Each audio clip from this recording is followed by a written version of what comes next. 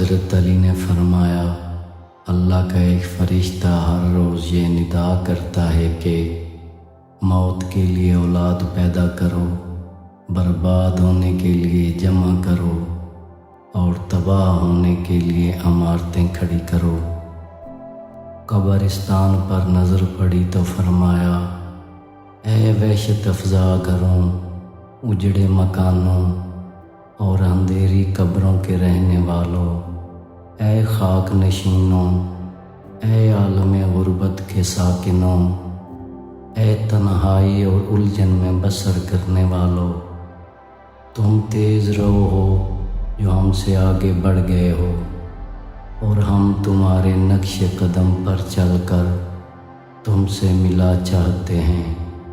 اب صورت یہ ہے کہ گھروں میں دوسرے بس گئے ہیں، بیویوں سے اوروں نے نکاح کر لیے ہیں، اور تمہارا مال و اسباب تقسیم ہو چکا ہے۔ یہ تو ہمارے یہاں کی خبر ہے، اب تم کہو کہ تمہارے یہاں کی کیا خبر ہے؟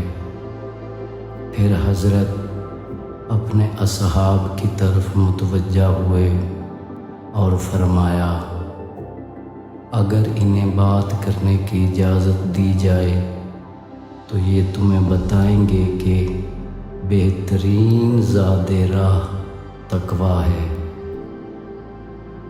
صدقہ کے ذریعہ روزی طلب کرو، جسے عوض کے ملنے کا یقین ہو وہ عطیہ دینے میں دریا دلی دکھاتا ہے۔ جتنا خرچ ہو اتنی ہی امداد ملتی ہے۔ غم آدھا بڑھاپا ہے۔